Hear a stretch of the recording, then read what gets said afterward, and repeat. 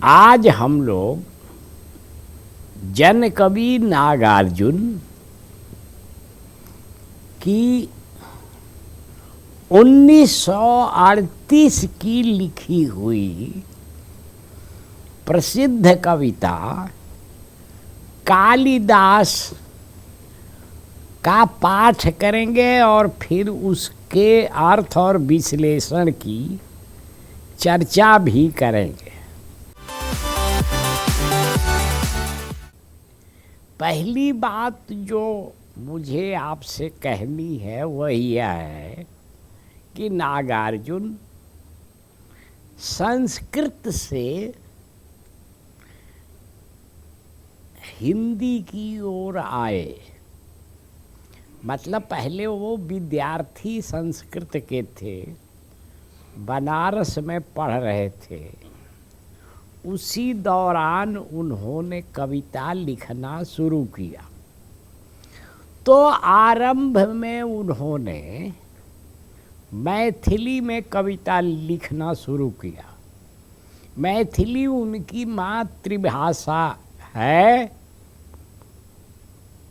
और वैसे नागार्जुन हिंदी के अकेले ऐसे कवि हैं जो 4 भाषाओं में कविता लिखते हैं।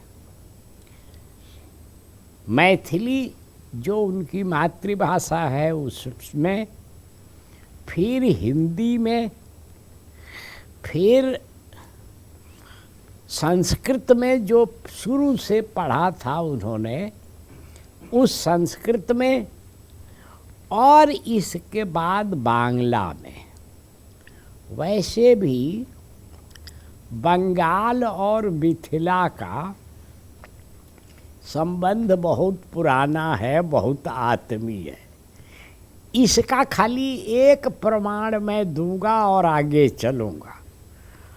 प्रमाण ये कि मैथिली के महाकवि विद्यापति 200 वर्षों तक बांग्ला के कवि माने जाते थे। बंगाल वाले उनको अपना कवि कहते थे। यहाँ तक कि रविन्द्रनाथ टैगोर ने अपने काव्य संग्रह में उनकी 2 कविताएं डाल दी, अपने काव्य संग्रह में। बाद में जब लोगों ने कहा कि क्या किया आपने, ये तो मैथिल विद्यापति की कविता है, तो उस समय तक उनको मैथिल का कवि नहीं माना जाता था। तो रविन्द्रनाथ टैगोर ने पूछने वालों से कहा कि मुझे लगा कि ये मैंने लिखी है इसलिए डाल दिया। इतनी आत्मीयता थी बांग्ला और मैथिली के बीच। तो बाबा ने भी बांग्ला में कविताएं लिखी। तो 4 भाषाएं हो गई। पुरानी भाषा संस्कृत, उनकी अपनी मातृभाषा मैथिली, हिंदी खड़ी बोली और बांग्ला। ये बाबा इस सारे क्षेत्र से जुड़े हुए थे। बाबा, मैं अगर बीच में कहता हूँ तो आप बराबर मान कर चलिए कि मैं नागार्जुन को ही बाबा कहता हूँ, किसी और को नहीं। हिंदी में बाबा खाली 2 लोगों को कहा जाता है। प्राचीनों में तुलसीदास को और नवीनों में नागार्जुन को। तो एक तो संस्कृत की पृष्ठभूमि से आए हुए कवि, कालिदास से उनका लगाव बहुत था। प्राचीन कवियों में 2 लोगों से उनका लगाव अपार था। एक तो कालिदास से, दूसरे विद्यापति जो उनकी मातृभाषा के महाकवि थे उनसे। दोनों पर कविताएं लिखी हैं नागार्जुन ने। ये जो दोनों की किताबों पर काम भी किया है। जैसे मेघदूत जो कालिदास की प्रसिद्ध रचना है, उसका उन्होंने हिंदी में अनुवाद किया। और उसी तरह विद्यापति पर एक तो कविता लिखी है लखिमा नाम से। ये लखिमा जो थी वो शिव सिंह राजा जिसके दरबार में विद्यापति रहते थे उनकी पत्नी थी।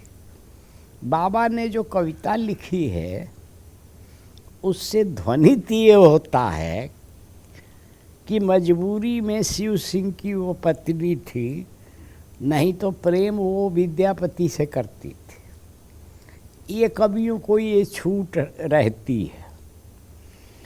तो एक तो वो, दूसरे विद्यापति के गीतों का संग्रह किया है और उसका हिंदी अनुवाद किया है बाबा ने। तो कालिदास और विद्यापति दोनों की रचनाओं से अनेक तरह से नागार्जुन जुड़े हुए रहे। उन्हीं कालिदास पर यह कविता है जो मैं आपको पहले सुनाऊंगा। यह कविता है कालिदास सच सच बतलाना, इंदुमती के मृत्यु शोक से आज रोया या तुम रोए थे। शिव जी की तीसरी आँख से निकली हुई महाज्वाला में घृत मिश्रित सूखी समिधा सम कामदेव जब भस्म हो गया, रति का क्रंदन सुन आंसू से तुमने ही तो दृग धोए थे। कालिदास सच सच बतलाना, रति रोई या तुम रोए थे। वर्षा ऋतु की स्निग्ध भूमिका, प्रथम दिवस आषाढ़ मास का, देख गगन में श्याम घन घटा, विधुर यक्ष का मन जब उचटा,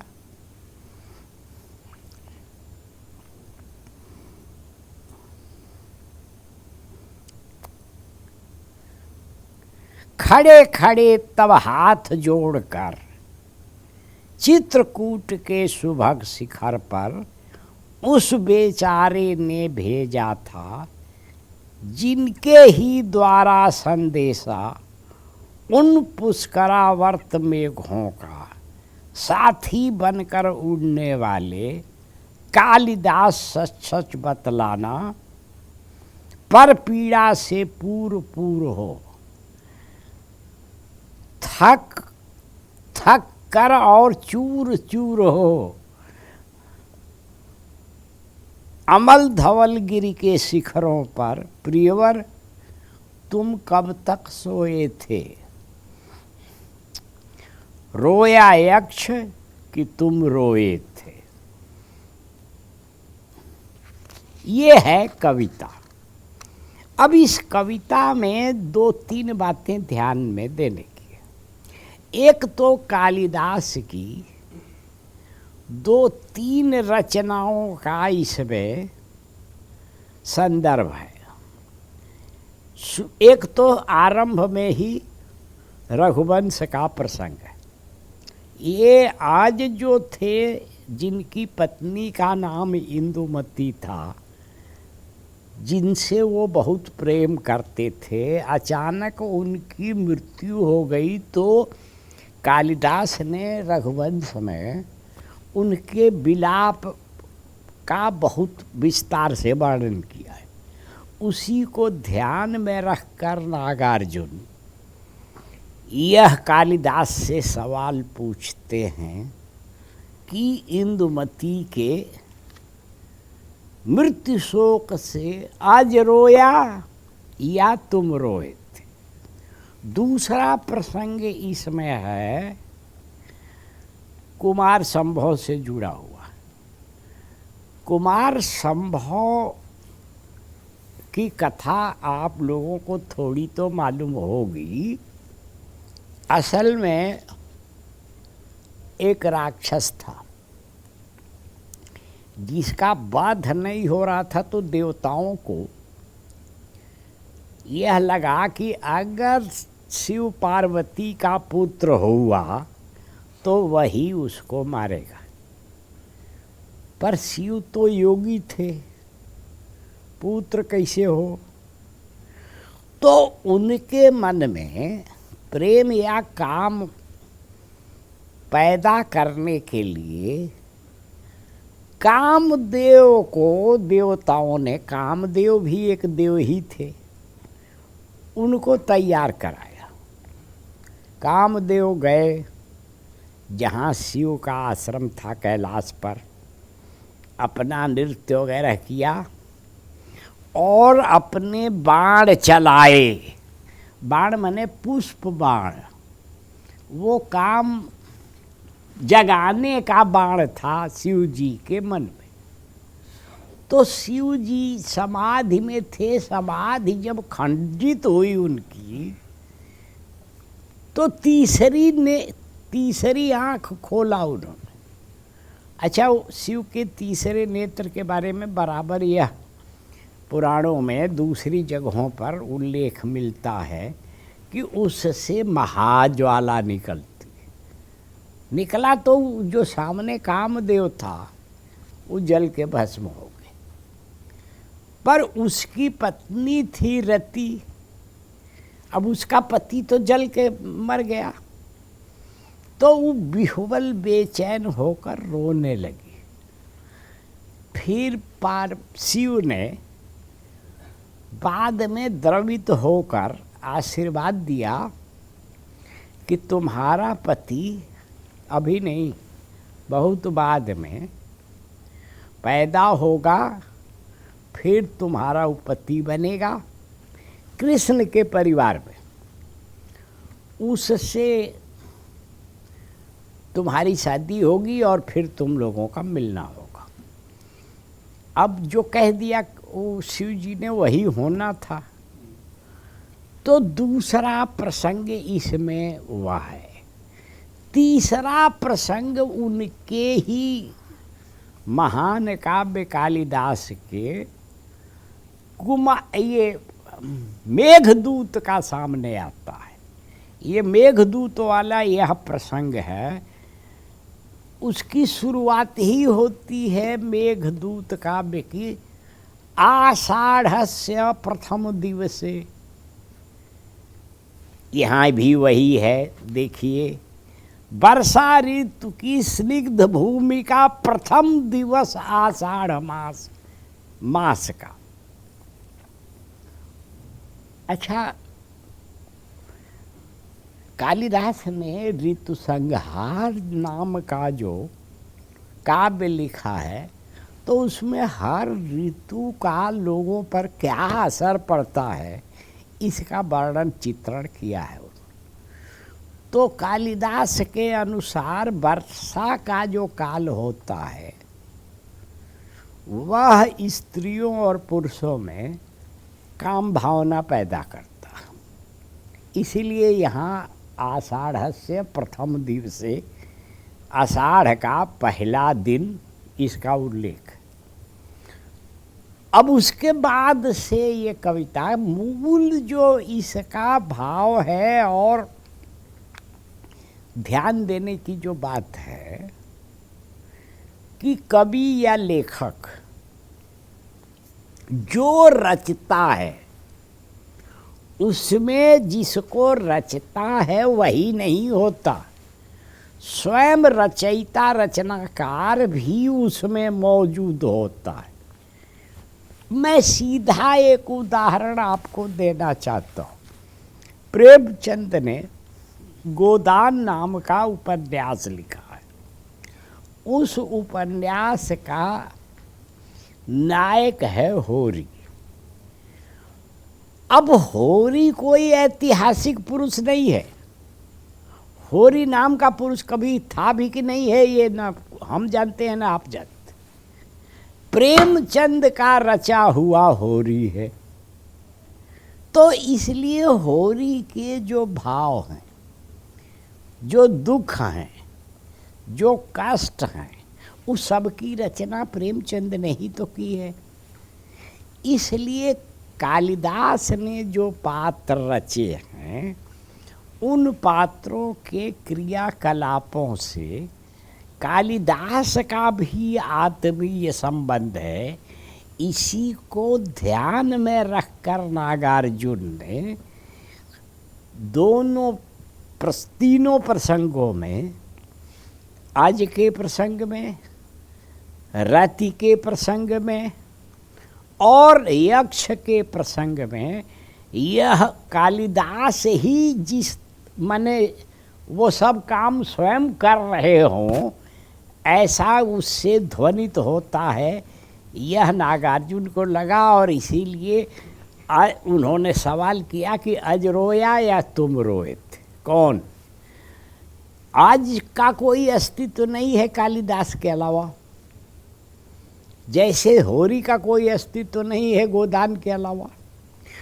तो इसलिए यह ध्यान में रखने की बात है कि सृष्टा के भाव, विचार, उसकी आकांक्षा, सब कुछ उसकी सृष्टि में व्यक्त होता है। अब इसके दो और उदाहरण मैं दूं। ये संसार के बारे में कहा जाता है कि यह ईश्वर की सृष्टि है। तो ईश्वर आपको चाहता है कि आप फोटोग्राफर बने, आप टेक्निकली कॉम्पिटेंट रिकॉर्डर बने, तभी तो आप बन पाए, नहीं तो कोई और काम करते आप, इससे अच्छे या इससे बुरे।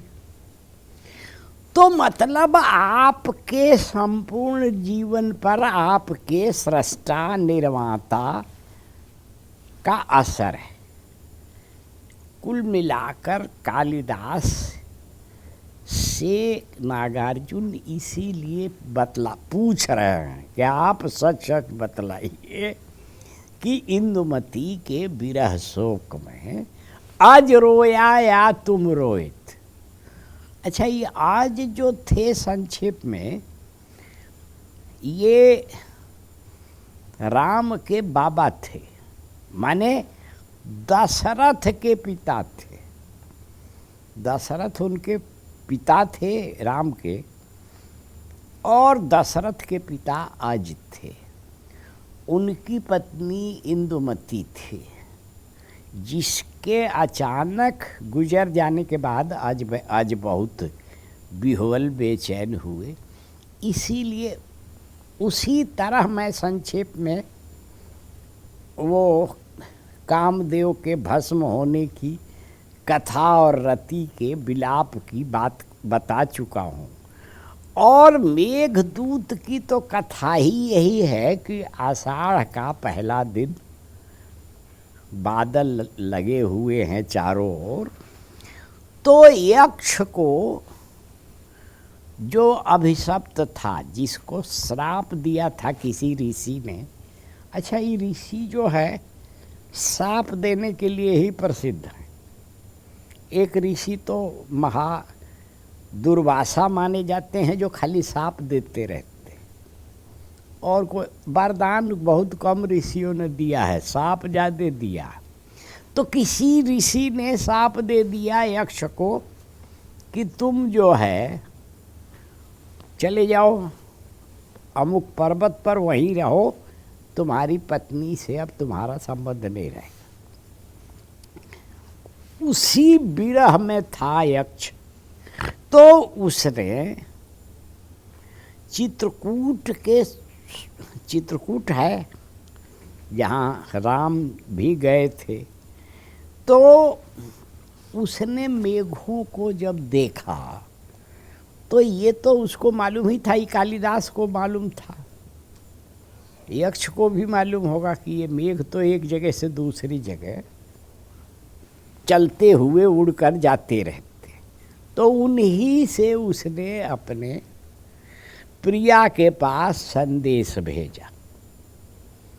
और रामचंद्र शुक्ल ने ठीक ही लिखा है कि मेघदूत जो है भारत का राष्ट्रीय काव्य इसलिए है कि उसमें अधिकांश जो भारत उत्तर भारत का हिस्सा है उसकी ऋतुओं का, उनकी वहाँ की स्त्रियों का, वहाँ के पुरुषों का, वहाँ के लोगों का, माने वहाँ की प्रकृति और संस्कृति दोनों का चित्रण वर्णन उस काव्य ग्रंथ में है मेघदूत में। इसीलिए रामचंद्र शुक्ल उसको राष्ट्रीय काव्य कहा करते थे। ये है कुल मिलाकर नागार्जुन की कालिदास पर लिखी हुई। बाकी प्रत्येक पंक्ति का अर्थ मैं जानबूझकर नहीं कर रहा हूँ, कर सकता हूँ क्योंकि इसमें कोई अब जैसे एक शब्द है थोड़ी समझाने की ज़रूरत है, वो है कि शिव जी की तीसरी आँख से निकली हुई महाज्वाला में घृत मिश्रित सूखी समिधासम। अब ये जो समिधा है यह उस लकड़ी को कहते हैं जिसको यज्ञ की आहुति में डाला जाता है। अच्छा, यज्ञ की आहुति में जब उसको डाला जाता है तो उसके पहले उसको घी में डुबाया जाता है। घी में इसलिए डुबाया जाता है कि घी में डूबी हुई लकड़ी आसानी से जलती है, इसीलिए घृत मिश्रित सूखी समिधासम। एक तो लकड़ी सूखी सही है, समिधा कहते ही हैं यज्ञ की लकड़ी को, और उसमें भी घी लगा हुआ है, माने तत्काल जलने वाला। उसी तरह से कामदेव शिव के तीसरे नेत्र के खुलते ही जल के भस्म हो गया। ये केवल व्याख्या की जरूरत मुझे एक जगह लगी। दूसरा एक और कह रहा हूँ, ये तो आप समझते ही हैं कि वर्षा ऋतु की स्निग्ध भूमिका, वर्षा ऋतु आ गई है और आषाढ़ का प्रथम दिन है, तो आषाढ़ से ही तो वर्षा शुरू होती है। बरसात का मौसम वही आषाढ़ सावन भादो 3 महीने। तो ये जो विधुर यक्ष, विधुर कहा जाता है, देखिए जिसकी पत्नी मर गई हो या न हो, या जो पत्नी से अलग हो, उसको विधुर कहा जाता है। और पति से अलग हो स्त्री तो विधवा कहा जाता है। ये लगभग एक दूसरे को दूसरे का अर्थ बताने वाले ही दोनों शब्द हैं। तो इसलिए विधुर यक्ष का मन जब उचटा, खड़े खड़े तब हाथ जोड़कर चित्रकूट के सुभग शिखर पर उस बेचारे ने भेजा था, जिनके ही द्वारा संदेशा उन पुष्करावर्त, पुष्करावर्त कहते हैं माने जो फुहारों से बना हुआ हो। पुष्कर बने ये जो भाप और इन चीज़ों का मिल, बादल जैसे बनते हैं, आप जानते हैं पानी से भाप निकलता है, वो भाप जब जमता है तो यहाँ तो बादल तो आसमान में रहते हैं, तो इसलिए माना जाता है कि समुद्र का पानी जब भाप बनकर आसमान में पहुँचता है तो बादल बनते। तो इसलिए उन पुष्करावर्त मेघों का साथी बनकर उड़ने वाले, जहाँ जहाँ मेघ गए वहाँ वहाँ कालिदास गए होंगे, तभी तो वर्णन किया है उन्होंने कि उज्जैन में जाओगे तो वहाँ ऐसी स्त्रियाँ मिलेंगी, फलानी जगह जाओगे तो ऐसे लोग मिलेंगे। तो गए नहीं होते तो बताते कैसे? इसलिए उन्होंने कहा कि उन पुष्करावर्त मेघों का साथी बनकर उड़ने वाले कालिदास सच बतलाना पर पीड़ा से पूर पूर हो, दूसरों के दुख से पूरी तरह दुखी, माने यक्ष के दुख से दुखी, और जाहिर है कि इतनी लंबी यात्रा करने वाला थक कर चूर भी होगा। तो चूर चूर हो, हम अमर धवलगिर के शिखरों पर प्रियवर तुम कब तक सोए थे। ये थकान के बाद से आदमी सोता ही है। तो कालिदास, मेघ सो गया माने कालिदास सो गए। ये है सामान्य इसका स्वरूप और अर्थ। अब मैं आपको इस प्रसंग में एक और बात बताना चाहता हूँ। ये अज्ञेय जी ने अपनी एक किताब शाश्वती में, शाश्वती उनके निबंधों का संग्रह है, उसमें उन्होंने नागार्जुन की इस कविता की पर्याप्त निंदा की है। मैं वो पढ़कर सुना इसलिए दे रहा हूँ कि स्वयं अज्ञेय एक बड़े हिंदी के कवि हैं, तो उनकी भी राय आप जान लीजिए। ये मैं पढ़ रहा हूँ। नागार्जुन कहते हैं, अज्ञेय का कथन है, नागार्जुन कहते हैं कालिदास सच सच बतलाना, वह यक्ष रोया था या तुम रोए थे। ऐसा लगता है कि उन्हें यह कविता बहुत प्रिय है, नागार्जुन को प्रिय थी। मुझे भी व्यक्तिगत रूप से मालूम है। मेरे सामने ही कई बार उन्होंने समाजों में सुनाई, समाजों माने सभा में सुनाई है। शायद यह मानते थे कि इसमें कुछ बड़ी बात कही गई है। मैं सुनकर सोचता रह जाता हूँ। मुझे लगता है कि वास्तव में तो मामला उलट गया है, बड़ी बात उसमें खो गई है। अब ये आगे ने नहीं बताया कि खो क्या गई है, कौन सी बात। यूँ नागार्जुन की कविता में अक्सर यह हो जाता है, मैंने नागार्जुन की सारी कविता की ऐसी तैसी करना चाहते हैं कि उनकी कविता में बड़ी बात खो जाती है। कालिदास का रोना तो तभी सार्थक है जब वह यक्ष के रोने से साधारणीकृत रूप में हमारे सामने आता। तो वही हुआ है इसमें। जबरदस्ती अज्ञेय जी कह रहे हैं कि ऐसा नहीं हुआ है। कालिदास का रोना हमारे सामने कालिदास के रोने के ही रूप में आया तो बात ही क्या बनी। फिर तो नागार्जुन भी रो लेते, हम खुद भी क्यों न रो लेते। आप और नागार्जुन दोनों न रघुवंश लिख सकते हैं, न मेघदूत लिख सकते हैं, न कुमार संभव लिख सकते हैं, इसलिए आपके रोने होने का कोई मतलब नहीं।